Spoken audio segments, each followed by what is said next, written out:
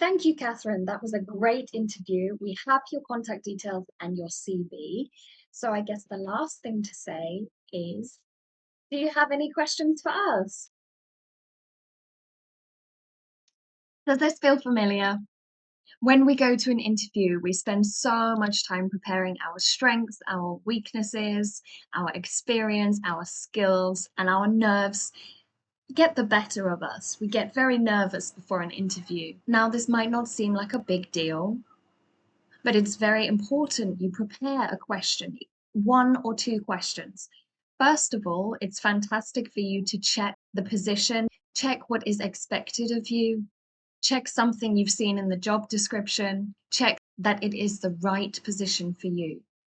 Because at the end of the day, an interview is not just them interviewing you are also interviewing them and trying to decide if this is the right position for you. As well as this, asking a question back to the company or organization you are applying for is a fantastic way to show that you are interested, you've done your research, and you're not just saying yes to 25 positions and seeing who offers you the best offer.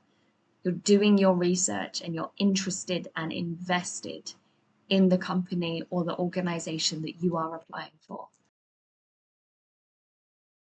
Next question you can ask is something related to the company.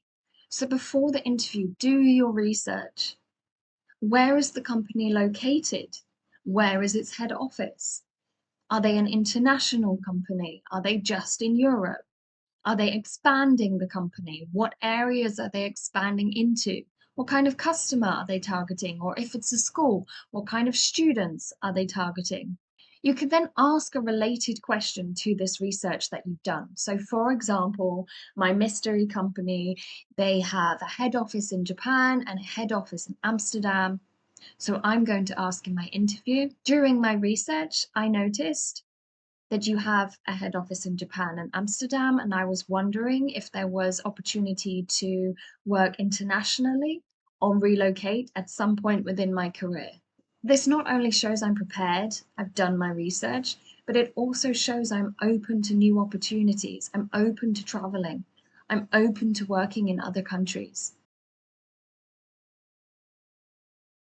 Bringing up something from the job description is a great way to check that you are applying for the right kind of job that you want, but also shows you've done your research.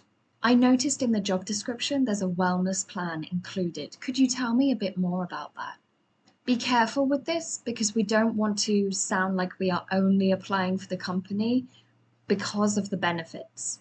So I know now there's a lot of remote work and remote companies offer packages to buy new laptops. They offer travel expenses. And if you're just asking how much tech allowance do I get or how much travel allowance do I get, it looks like you're applying for the wrong reasons. However, if you find a good way to structure these sentences, it looks more professional. So could you tell me more about how the bonus structure works? Could you tell me what an employee is expected to achieve in order to be applicable for the bonus? Could I just confirm how much travel allowance this position comes with? Could I just confirm how many holiday days this position comes with? It sounds much more professional, much more polite, and looks like you're actually interested in the company rather than the benefits.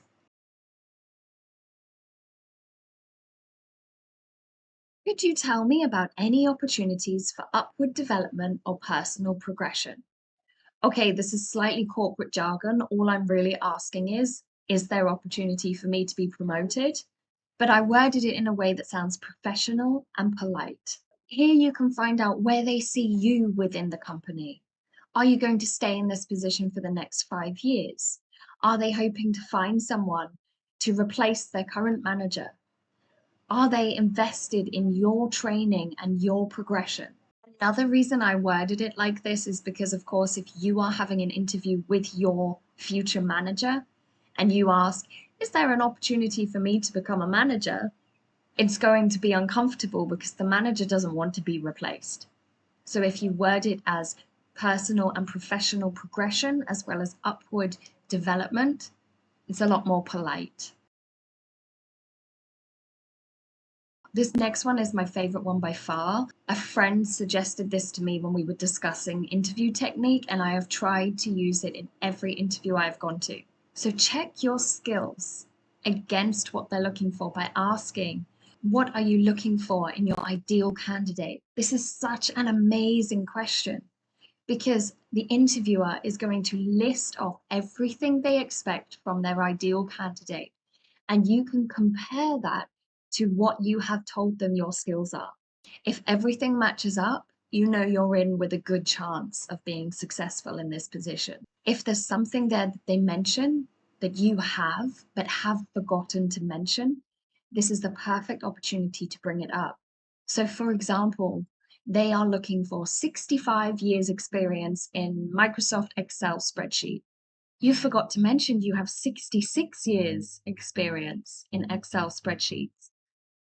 So this would be the moment you say, just before we end this conversation, I just wanted to let you know I forgot to mention that I do have 66 years Microsoft Excel spreadsheet experience. Furthermore, if you are unsuccessful, this gives you a clearer direction to ask why you were unsuccessful. You know your skills match up with what they were looking for.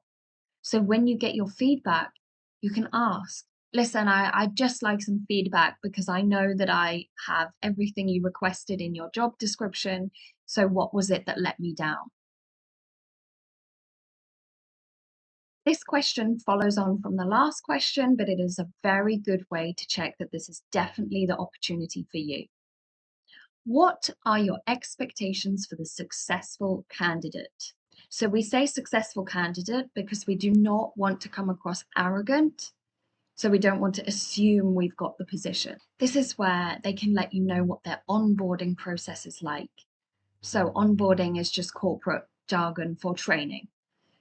Will they train you? Are you expected just to jump right in? Are you going to shadow someone for 2 months first? Is there a 2-month probation period? Are you going to have your first project on your first day and they expect it completed by Friday? Are there sales goals or targets that you need to hit within the first week? This will prepare you if you accept the position. This is also a great way to see if the company values their employees, because if there is no onboarding process, they're not helpful. They're not a helpful company. You need to have training. You need to have an onboarding process in order to know what is expected of you.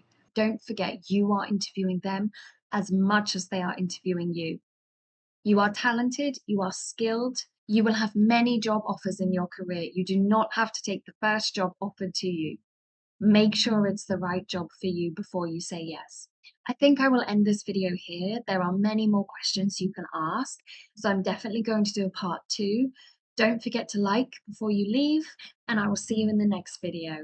Bye!